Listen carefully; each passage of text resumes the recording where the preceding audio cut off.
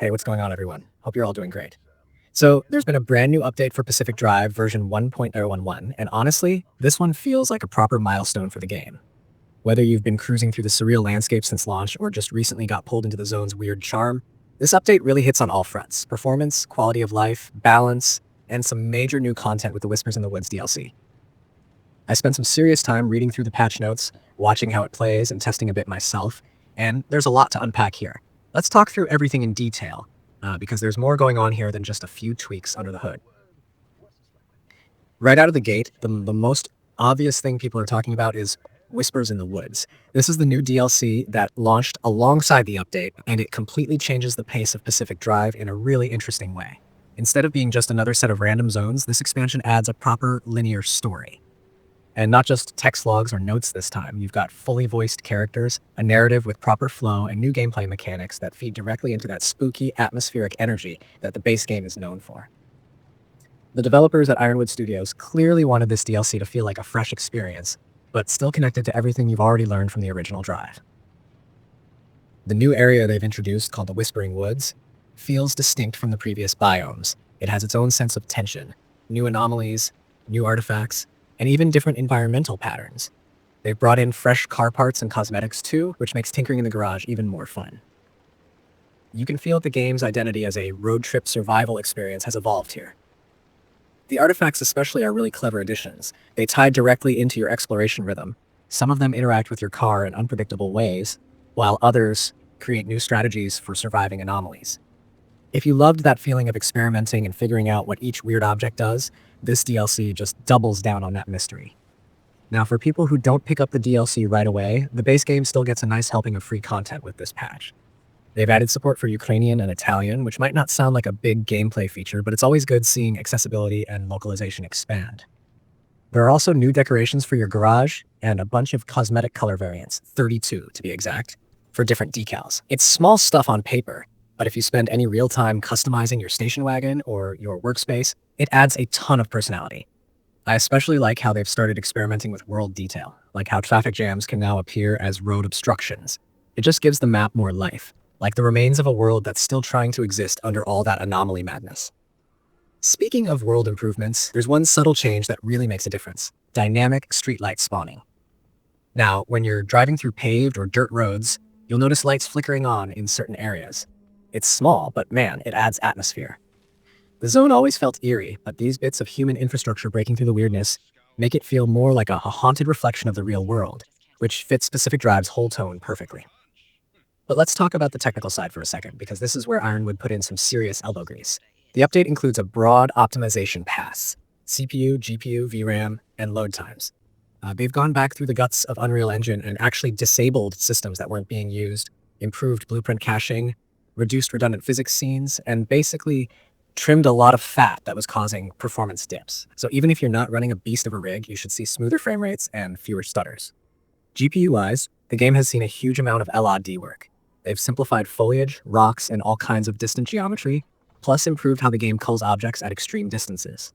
They even regenerated level of detail assets for pretty much every category: car parts, tools, garage stations, scrappables, even environment meshes. The upshot of all that is the game loads and runs cleaner without sacrificing the visuals too much.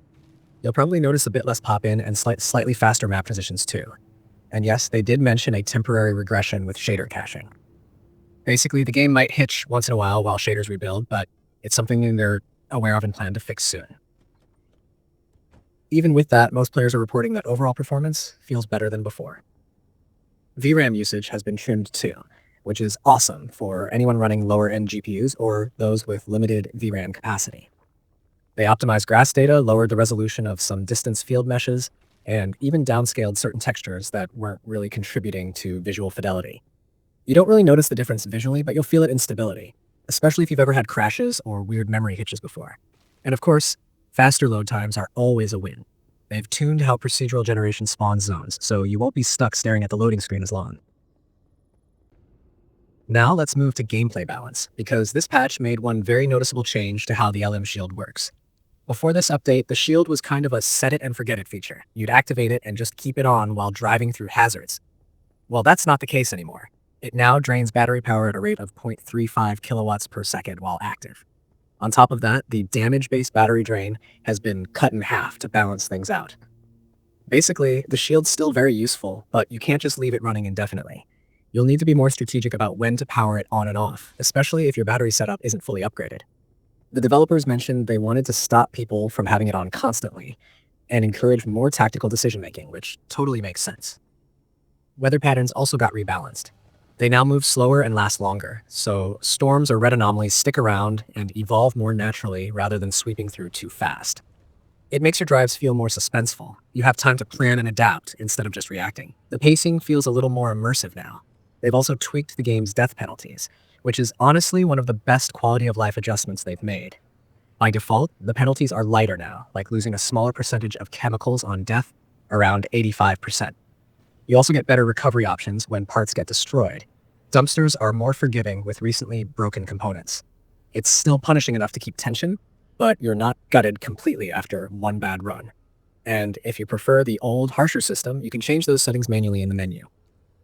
The charge rate for your batteries has also been adjusted, now clocking in at 0.65 kilowatt per second instead of 2.0. It slows down the energy economy a bit, so managing power in the field feels more deliberate. A bunch of fixes round out the gameplay side too. They patched up several soft locks that could happen during tutorial sequences or expeditions. They also fixed a bug where the wrong map could load when you triggered certain expeditions, so no more getting pulled into the wrong biome. Fuel can duplication glitches, balloon behavior issues, and a crash related to certain item interactions have all been addressed.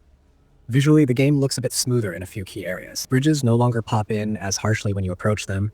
The lighting during red storms looks more striking, and the radio dialogue ducking now actually respects your audio settings. It's one of those things that doesn't seem huge until you notice how seamless everything feels. As for known issues, they've been transparent about what's still lingering. Things like haptics triggering when disabled, inventory icons not rotating properly, or certain animations freezing on save and quit. These are minor and mostly cosmetic. They're also tracking a small hitch when smashing plasma generators, and a few rare floating cars that can appear abandoned midair. Nothing game-breaking, but worth keeping in mind. For those jumping into Whispers in the Woods, there are a few quirks there too. Some anomalies might fail to spawn as intended, refinery behavior continues while paused, subtitles can occasionally desync, and a few artifact-related visual hiccups remain. It's early days for the DLC, so those are likely going to get patched out soon. Platform-wise, console players have a few specific notes. On Xbox, your DLC entitlement is tied to being online, so if you try to load a save offline, it might temporarily warn you that the DLC is missing. You just need to reconnect and it'll sort itself out. PS5 and Xbox Series S players might notice a bit of fog flickering when using performance mode, something the devs are already working on for a future hotfix. Performance improvements are the highlight for most people though.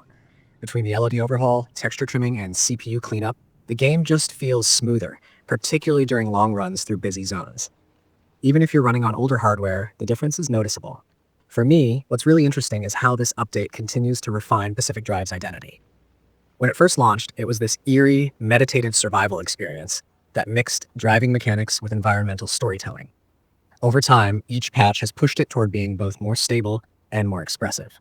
Whispers in the Woods fits perfectly into that philosophy. It's creepy, mysterious, but also deeply connected to the vehicle systems and exploration that make this game special.